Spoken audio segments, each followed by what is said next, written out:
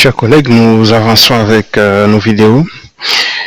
Dans ces chapitres, on va essayer d'analyser pour essayer de comprendre comment une organisation peut vérifier les soldes de ses enfants. Okay? Nous sommes toujours sur notre interface Organization Portal. On avait déjà expliqué comment se connecter à l'interface.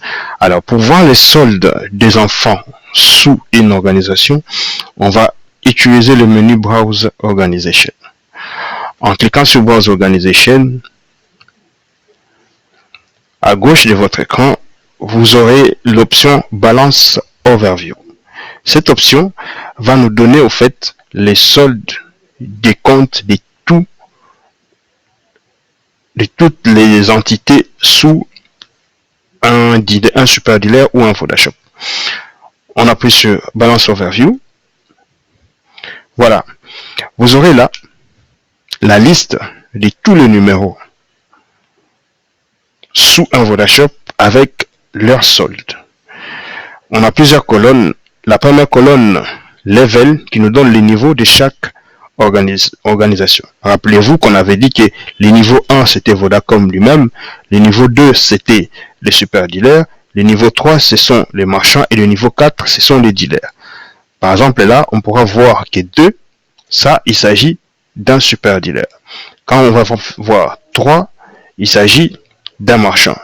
Par exemple les tout derniers c'est 4, donc lui c'est un dealer. La deuxième colonne c'est Organization Name, ça va nous donner les noms de l'organisation en fait, parce que chaque entité a un nom dans les systèmes. Vous avez les noms là-bas. Parent Shortcode va nous donner les codes de l'entité parent. Par exemple, les tout premiers, c'est un super dealer, ça veut dire que lui, son entité parent, c'est Vodacom. Donc là, vous avez les codes de Vodacom et c'est écrit Selpay Autoload. Celui-ci, par exemple, son entité parent, c'est un super dealer. Ok, et ainsi de suite, on peut vérifier pour tous les autres. Vous avez compte type, c'est les comptes principal Vodae, qui sera écrit Agent Airtime et compte for EVC. Current balance, vous avez les soldes total de son compte. Available balance, vous avez les soldes disponibles. Reserved balance, vous avez l'argent réservé, ça va s'afficher au cas où il y avait un reversal. Et unclear balance. Ok, donc vous avez comme ça toute une liste avec tous les numéros Vodae et leur solde de compte Vodae. Alors dans la même vidéo, on va également essayer de voir comment l'on peut vérifier les transactions. Ok. Certes, cette partie, on en avait déjà expliqué dans la SP Portal, mais on essaie encore d'y revenir dans l'Organization Portal. Comment voir les transactions? Cette fois-ci, on va appuyer sur le bouton Review Transaction. Quand vous appuyez sur Review Transaction, vous avez Account Type. Les types de comptes, vous laissez celui que vous avez là-bas. Vous descendez. Completion Time. Ici, on va délimiter la période au fait. Parce que quand on veut afficher les transactions, c'est toujours limité dans les temps. Par exemple, là, je peux voir les transactions du 12 mai 2017 au 18 mai 2017. Ok? Débit Credit. Ici, je peux faire un filtre. Par exemple, je peux garder que les crédits, c'est-à-dire les transactions qui ont crédité les comptes, ou je peux garder les débits, c'est-à-dire les transactions qui ont débité les comptes. Ou, carrément, je garde all, j'aurai et les transactions qui ont débité les comptes, et les transactions qui ont crédité les comptes. Et je vais appuyer sur le bouton Search. Voilà. Il m'affiche un résultat. Qu'est-ce que j'ai? Sur la première colonne, c'est écrit Receipt Number. Ce sera le numéro de la transaction. C'est une référence que les systèmes allouent à une transaction. Completion Time, ce sera l'heure et la date de la dite transaction. Details, ça va nous donner les types de transactions. Sur la colonne Details, vous aurez soit Airtime Transfer, soit Airtime Recharge. Ok? Alors, à chaque fois que vous verrez Airtime Transfer, ici, il s'agit d'une transaction Vodae. Ok, c'est-à-dire que c'est un numéro Vodae qui est envoyé vers un autre numéro Vodae.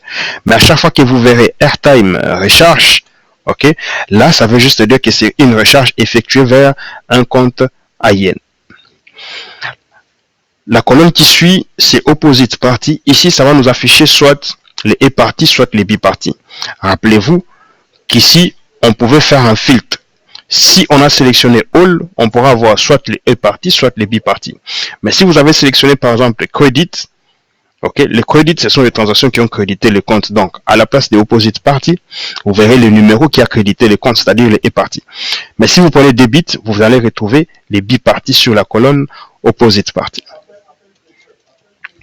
Transaction status, il va nous afficher les statuts de la transaction. Ok, et toutes les transactions seront completed.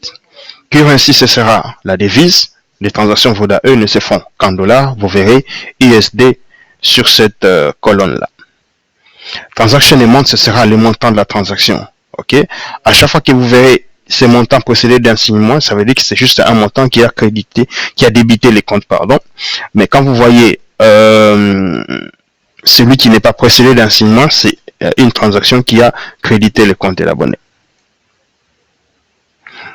Et balance, il vous donne les soldes de l'abonné après avoir initié la dite après la transaction. Ok. Et la colonne operation va nous permettre de faire le reversal. On va en parler dans la prochaine vidéo. Merci.